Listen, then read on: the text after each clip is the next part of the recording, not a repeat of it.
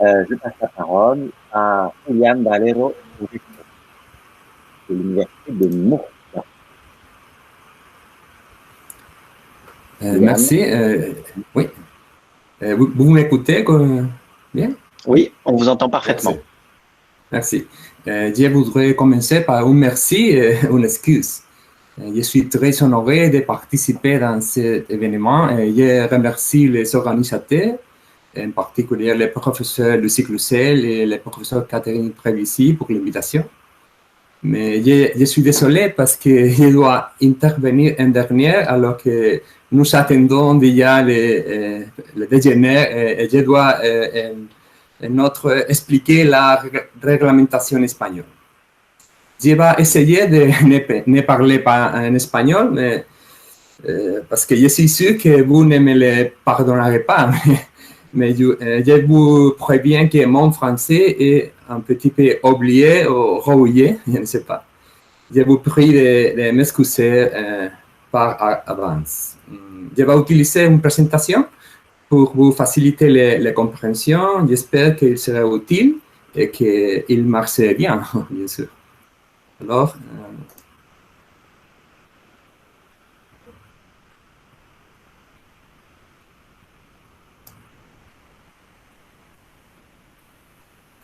pourriez-vous me confirmer que vous pouvez le voir correctement? C'est bon, Julián, parfait. Parfait, merci. Alors, cela fait plus d'un siècle que le juge de la Cour suprême des États-Unis, M. Louis Brandeis, il a indiqué que la lumière du soleil est le meilleur désinfectant. Plus récemment, le président Obama a lancé en 2011 un débat politique d'une grande actualité sur le gouvernement ouvert. Dans les journées, vous avez titulé si la transformation digitale du secteur public est dans une situation de crise. C'est évident qu'il y a beaucoup de défis juridiques, mais je crois qu'on doit faire un véritable défi pour l'administration et bien sûr pour les droits administratifs. En Espagne, la première phase de la modernisation a été légalement considérée. Il est maintenant le temps de faire face aux défis juridiques de la transformation numérique. Alors, mon exposition sera consacrée aux implications de la transparence et l'accès à l'information dans ces contextes. C'est la lumière électronique que vous avez parlé, Lucie. Alors, il y a une réalité technologique très complexe avec les nouvelles tendances comme les blockchains, les open data, les big data, le cloud computing, l'intelligence artificielle, qui demandent de nouveaux principes comme l'interopérabilité, l'actuation administrative doit être continue, on ne peut pas avoir d'interruption. L'automatisation de la décision administrative, c'est un nouvel paradigme. Il faut réfléchir sur les conséquences de ces transformations. Non seulement une question technologique, mais juridique aussi. Il y a de nouvelles projets réalité, l'interconnexion, ce n'est pas une question seulement de connecter les personnes, les utilisateurs, mais les choses aussi, les fruits, la voiture, tout est connecté, particulièrement dans quelques contextes comme les smart cities. On doit affronter la complexité de l'interconnexion partout. Alors, quelle est la situation à niveau légal en Espagne? Le cadre réglementaire est-il adapté ou non? Alors, on peut commencer avec une réflexion générale sur la loi. C'est une barrière pour l'innovation technologique, c'est probablement un incentive pour le changement, un moteur pour le change. Comme j'ai dit auparavant, en Espagne, on a déjà consacré à niveau légal qu'est-ce qui est obligation et depuis la loi, il n'y a pas de papier dans l'administration en Espagne depuis 2016.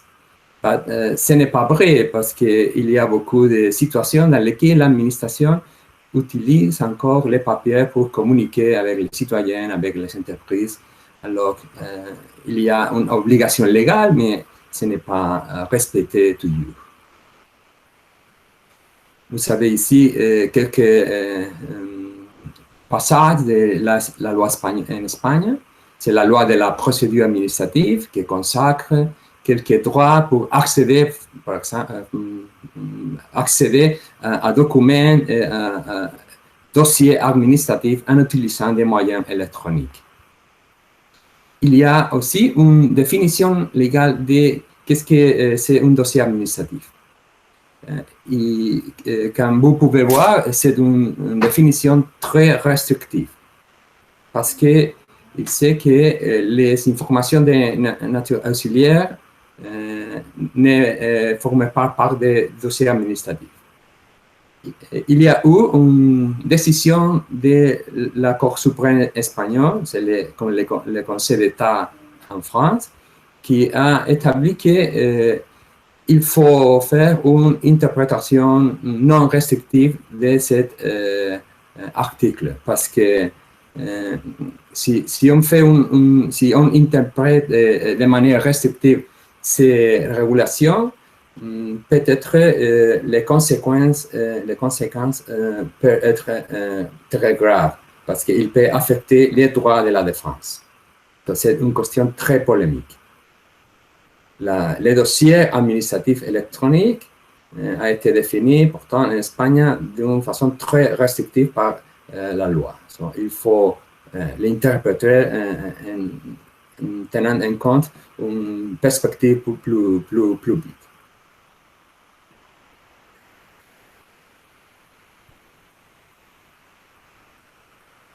Je voulais parler aussi sur la question de l'automatisation de l'interconnexion des bases de données, mais je crois que c'est très tard pour le faire maintenant. Il y a aussi une question très polémique en Espagne, qui c'est concernant la publication des décisions administratives sur l'Internet dans les contextes digitaux.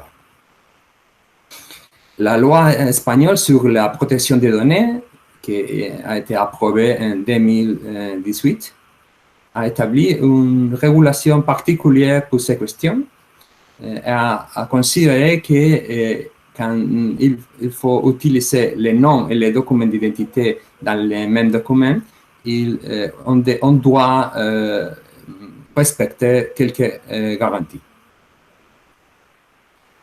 Mais quand Lucie Cluzel a expliqué auparavant, une des questions très polémiques dans l'actualité, dans le contexte de la transformation digitale des services publics, c'est la question relevant à l'intelligence artificielle. On n'a pas une régulation spécifique en Espagne sur ces questions. Il y a une régulation européenne, comme vous savez, à l'article 22 de régulation de protection des données. Mais en Espagne, on n'a qu'une régulation pour la décision automatisée, pour l'actuation administrative automatisée.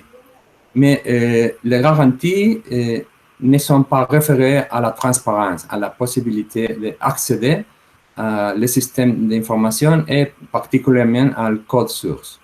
Il faut l'auditer, mais il n'y a pas une garantie spécifique particulière sur l'accès à cette information, à ces documents. Alors, la loi espagnole sur la transparence a été passée en 2013. Il y a beaucoup de temps. Maintenant, la technologie est très, très vite, particulièrement dans ce moment. On n'a pas qu'un droit d'accès à l'information publique très général.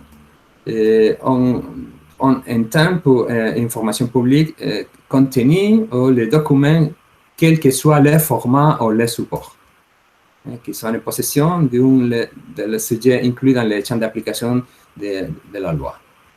ça a été une question très polémique aussi, parce qu'on ne peut se conformer avec les droits traditionnels d'accès à la document administratif.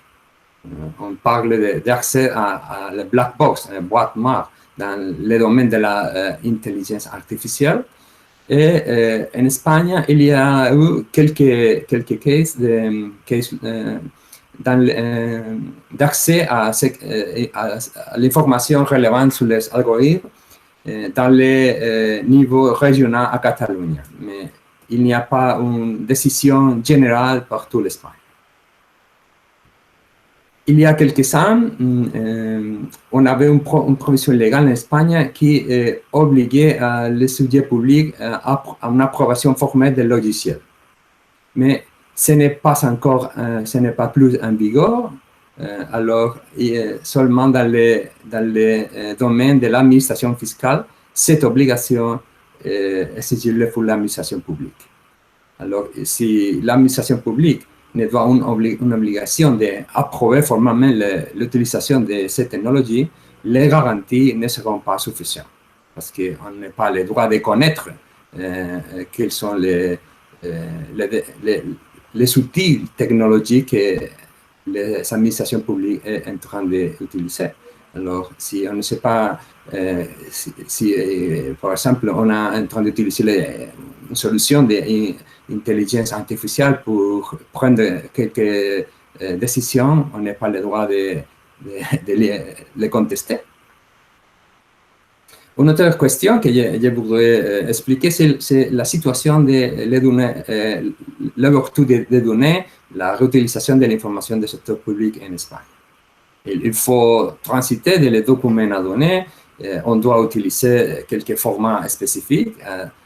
Lucie Cluzel a expliqué très bien ces questions, je ne vais pas m'approfondir sur ces questions, mais il y a une provision très spécifique en Espagne dans le domaine des marchés publics. La loi a établi une obligation très claire pour les pouvoirs publics en Espagne d'utiliser les données ouvertes pour la publication de ces documents relatifs à les marchés publics. C'est une question légale très nouvelle. On n'a pas aucune décision juridictionnelle du tribunal sur ces questions, mais je crois qu'il faut réfléchir sur ces questions. Je viens de publier un travail très récemment. Si quelqu'un est intéressé, je vais vous donner un courrier électronique. Quand j'ai fini la présentation, je serai très enchanté de vous envoyer le travail. Une question très intéressante, c'est que dans le domaine des données ouvertes et la réutilisation de l'information du secteur public, il y a un nouvel sujet privé qui apparaît et qui va offrir un service d'accès à l'information. Alors, la relation directe entre les citoyens et l'administration publique, ce n'est pas comme ça. Il faut accéder non à les données, mais à les services fournis par un autre sujet qui, comme Lucie a expliqué, normalement, ce sera un sujet privé.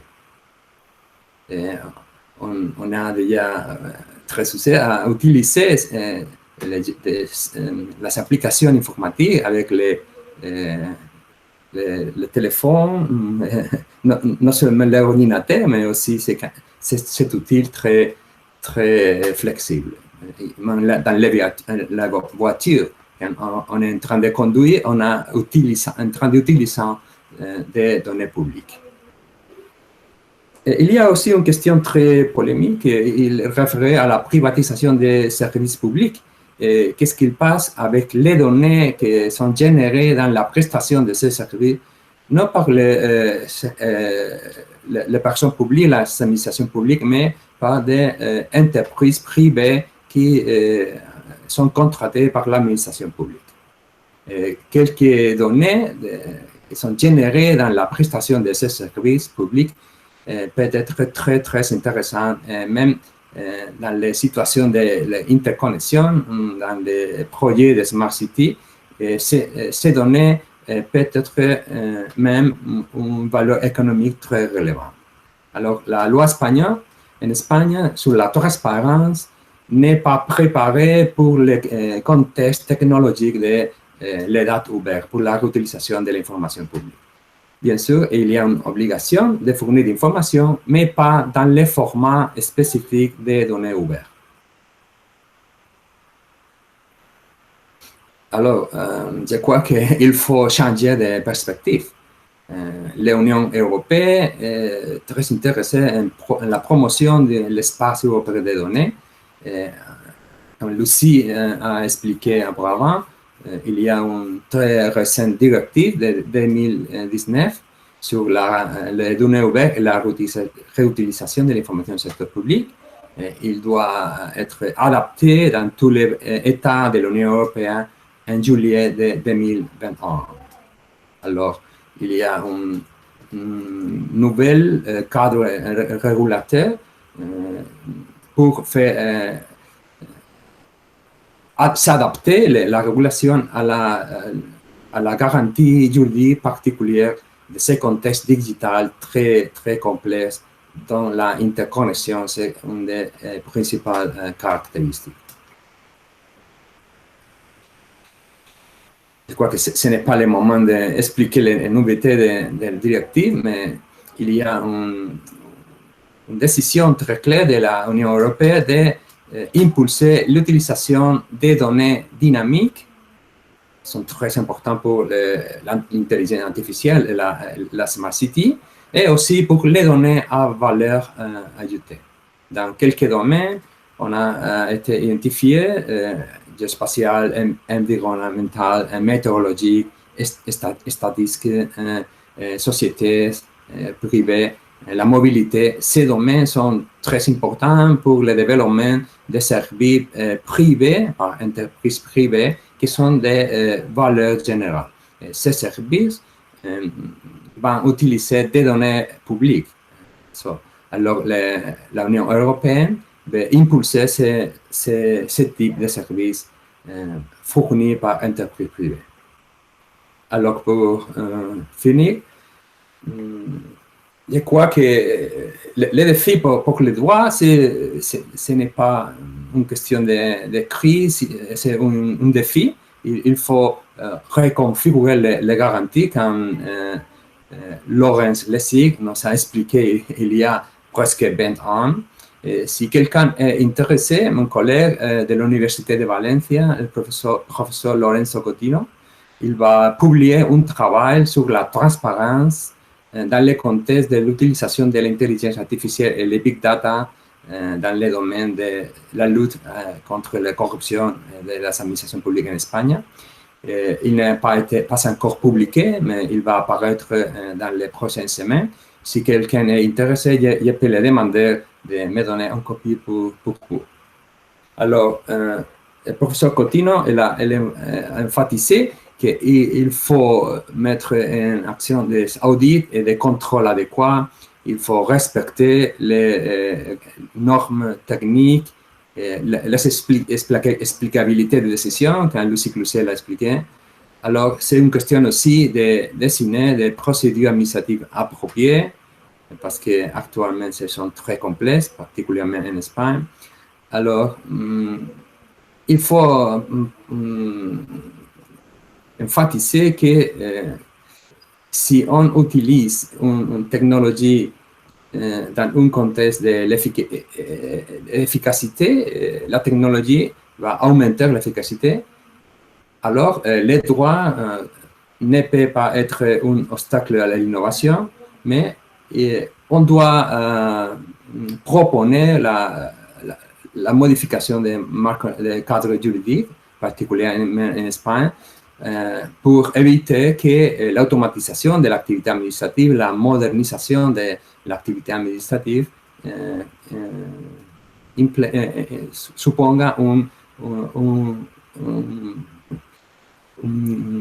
increment de la inefficacité.